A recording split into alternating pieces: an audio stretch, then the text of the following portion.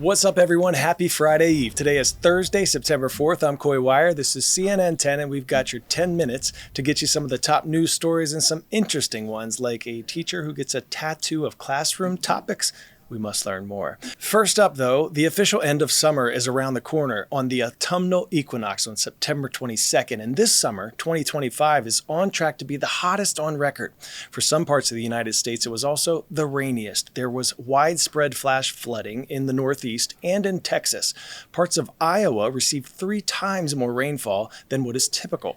Flooding caused some major problems for transportation systems in some of the nation's largest cities. Why? Aging subway stations were built during a time with a much milder climate.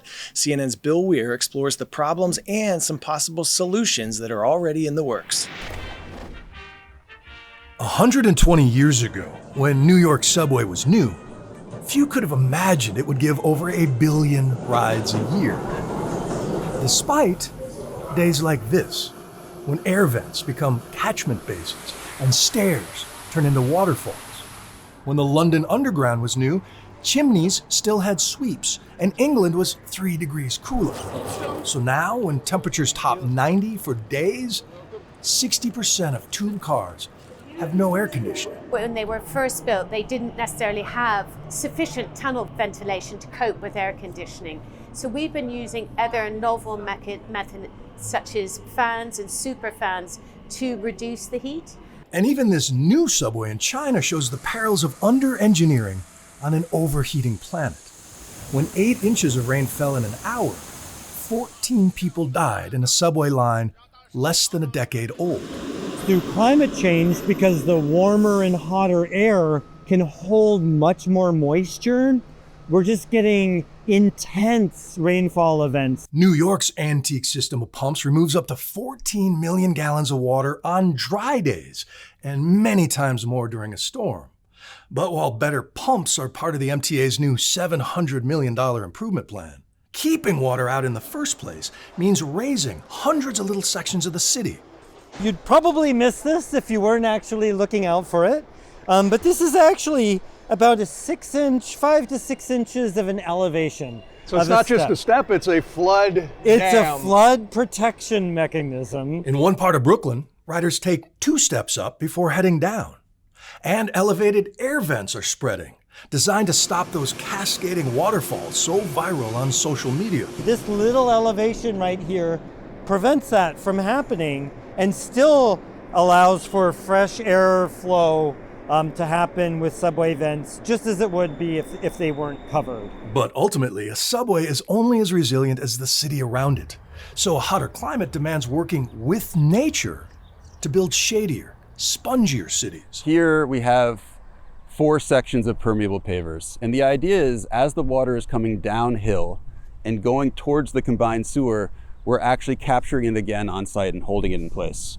So just instead of this being blacktop asphalt, Yep. the water seeps in. That's right, between the pavers. At nearly 500 acres, Greenwood Cemetery is one of New York's biggest green spaces. With a weather station attached here, it anticipates the amount of rainfall that we're going to get, releases water to the combined sewer before the storm happens, and then shuts off our access point. And with the help of the Nature Conservancy on a few upgrades, can now keep 55 million gallons of stormwater out of streets and sewers. And if you think about how many acres of New York City alone are held within cemeteries, if they're able to make slight changes to the way they operate, how much stormwater could be captured on those sites?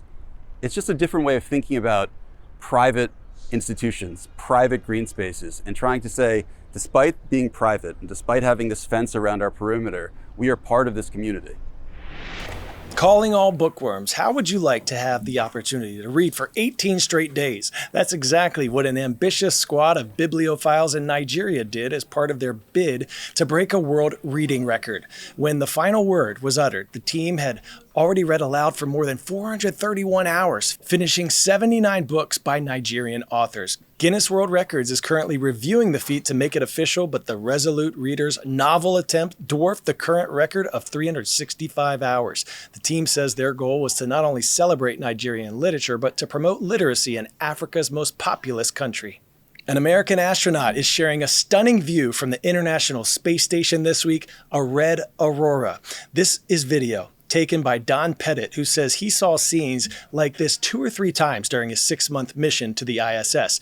An aurora is caused by the interaction of charged particles from the sun when they collide with the Earth's magnetic field and atmosphere. Red auroras, however, are more rare than green auroras because they are associated with intense solar activity. A powerful solar storm this week has also made a stunning wave of auroras more visible than usual to some of us here on Earth. Parts of the lower Midwest and Oregon getting a glimpse of the northern lights. Did you see them? Did you snag any photos or videos? If so, send them to our @CNN10 Instagram account so we can share. Pop quiz, hot shot. The first issue of National Geographic magazine was mainly filled with what type of content? Photographs, maps and scholarly articles, travel stories, or wildlife sketches? X marks the spot. Maps and scholarly articles were the publication's only content more than 130 years ago, dedicated to, quote, the increase and diffusion of geographical knowledge. You've probably heard of Noah's Ark, the biblical tale of a man loading every animal 2 by 2 onto a ship to avoid a flood. Well, this next story borrows that concept for the sake of nature photography. A Nat Geo photographer has spent the last 19 years trying to document 25,000 animal species, and whoa, he's more than halfway there. Let's take a look at his work. The goal of the photo arc is to get the public to care about all the species that we share the planet with. We're at more than 17,000 species now. I started with National Geographic more than 30 years ago. Then about 19 years ago, I had a chance to reset and restart my career. My wife got sick. She's fine today, but she was in treatment for cancer for about a year, and we had 3 little kids, so I stayed at home. And I thought, what can I do that would allow us to see all creatures great and small and really look them in the eye, undistracted, give them an equal voice by not having any size comparisons around them. And so that's how the photo arc got started. Most of the animals on the face of the earth, you could fit in the palm of your hand, and they're never going to get a full story anywhere. So this is their chance to shine and really tell their stories. The photo arc doesn't just exist to document, but we give lift to the good places that are doing good work. I hope these pictures continue to go to work long after we're all dead and gone, like just to show people what it looked like. And hopefully the world doesn't look too vastly different. I really hope the legacy is to continue to inspire people to care about nature and all that's in it. But, will people be smart enough to realize that our fate and the fate of the natural world are the same?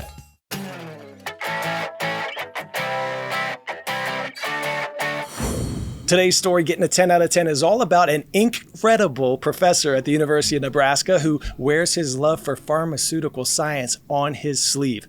For medical students in Dr. Corey Hopkins' class at the Center for Drug Design and Innovation, successfully creating a new chemical compound can earn them more than just an A on their transcript. It can get them a permanent spot on their teacher's arm. To make a drug, you sometimes have to make 5,000 to 6,000 individual chemicals. As we advance this, I think it's a good way to capture these at least small milestones along the way.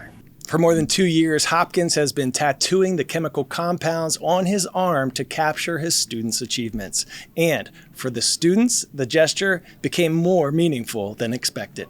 Without him, it would have been so difficult for me. I felt really proud and honored, honestly, because with that, it's something that I did in this lab left a mark with him forever. Well, that's one way to leave your mark in science. All right, superstars, shout out time now. And this one goes to Miss Todd and Miss Indy at the Mark Twain Middle School in Alexandria, Virginia. This stuff's incredible. You took a field trip to the post office to send us these letters. We thank you very much. And from our YouTube channel, Mrs. Jamie at the Fox Meadow School of Creative Media in Jonesboro, Arkansas. Raiders, rise up. Have an awesome day, everyone. I'm Coy Wire, and we are CNN 10.